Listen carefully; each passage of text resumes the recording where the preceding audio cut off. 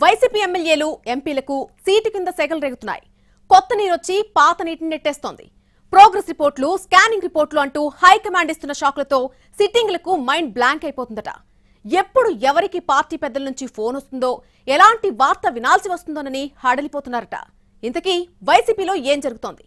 Hit list లో ఎంతమంది ఎమ్మెల్యేలున్నారు? Let's watch. వైనాట్ 175 టార్గెట్ 2024 అంటున్న వైసీపీ ఆ దిశగా ఎవరు ఊహించని షాకింగ్ నిర్ణయాలు తీసుకునే సూచనలు కనిపిస్తున్నాయి. ప్రజా వ్యతిరేకత ఉన్న ఎమ్మెల్యేలను నిర్మోహమాటంగా పక్కన పెట్టేస్తామన్న సంకేతాలను ఇప్పటికే ఇచ్చేసింది. కొన్ని చోట్ల మంత్రులు ఎమ్మెల్యేలకు స్థానచలనంతో సరిపెట్టినా ఎక్కువ నియోజకవర్గాల్లో పూర్తిగా మార్చేస్తారన్న ప్రచారం జరుగుతుంది. ఈ దిశగానే మొదటి విడతలో 3 ఎమ్మెల్యేలకు షాక్ ఇచ్చింది పార్టీ హైకమాండ్. మంగళగిరిలో ఆళ్ల రామకృష్ణారెడ్డి, గుంటూరు వెస్టులో మద్దాలగిరి, సంతనూతలపాడులో సుధాకర్ బాబుకు ఈసారి ఛాన్స్ లేదని చెప్పేసింది.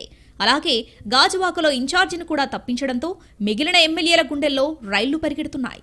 ఎమ్మెల్యేలే కాదు, కొన్ని చోట్ల ఇన్ని రోజులు కోట్ల రూపాయలు ఖర్చు పెట్టి నియోజకవర్గాల్లో పార్టీ బాధ్యతలు చూసిన ఇన్ఛార్జీలు కూడా షాక్తో షేక్ అయిపోతున్నారట. ఇన్నాళ్ళు మనం పెట్టిన కోట్ల రూపాయల ఖర్చంతా అక్కరకు రాదా అని చర్చించుకుంటున్నారట. అటు పార్టీ పరంగా వీళ్ల స్థానంలో హఠాత్తుగా కొత్త ముఖాలు తెర మీదకొస్తున్నాయి. దాదాపు ఇంకా 30 నియోజకవర్గాల్లో మార్పులుంటాయంటున్నారు. మొదటి లిస్టునే తీసుకుంటే చిలకలూరుపేటలో మల్లల రాజేష్ నాయుడు, మంగళగిరి నుంచి గంజి చిరంజీవి, గాజువాకలో వైకూటి రామచంద్రారావు, రేపల్లెలో గణేష్, పత్తిపాడులో కిరణ్ కుమార్, అద్దంకిలో హనిమిరెడ్డి అంతా కొత్తవారే. అంటే 11 చోట్ల మార్పులు చేస్తే 6 చోట్ల కొత్త అభ్యర్థులకు పార్టీ నియోజకవర్గ బాధ్యతలు అప్పగించింది. దీంతో తర్వాత జరగనున్న మార్పుల్లో కూడా మెజారిటీ నియోజకవర్గాల్లో కొత్త వారికి అవకాశం ఇస్తారన్న అంచనాలున్నాయి పార్టీ వర్గాల్లో. ఈ ప్రచారంతో పలు నియోజకవర్గాల నుంచి పోటీ చేయాలని ఉవ్విళ్లూరుతున్న ఆశావాహులు పార్టీ ముఖ్య నేతల చుట్టూ ప్రదక్షిణలు చేస్తున్నారట.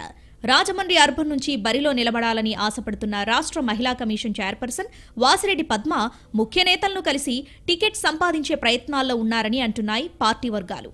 అయితే రాజమండ్రి అర్బన్లో ఈసారి బీసీకి అవకాశం ఇచ్చే ప్లాన్లో ఉందట అధిష్టానం. ఎంపీ మార్గాని భరత్ను ఎమ్మెల్యేగా పోటీ చేయమని పార్టీ పెద్దలు చెబుతున్నా ఆయన మాత్రం లోక్సభ వైపే ఆసక్తి చూపుతున్నట్టు తెలిసిందే. ఇలా మొత్తంగా చూసుకుంటే పార్టీ పరంగా ఈసారి కఠిన నిర్ణయాలే ఉంటాయని అంటున్నారు. ఔత్సాహికులు, కొత్త ముఖాలు, ఫ్రెష్ లుక్తో ఎన్నికల బరిలో దిగాలనుకుంటున్నట్టు చెబుతున్నాయి వైసీపీ వర్గాలు. మరి టికెట్ రాని సీనియర్స్, సిట్టింగ్ ఎమ్మెల్యేలు ఎలా రియాక్ట్ అవుతారో చూడాలి.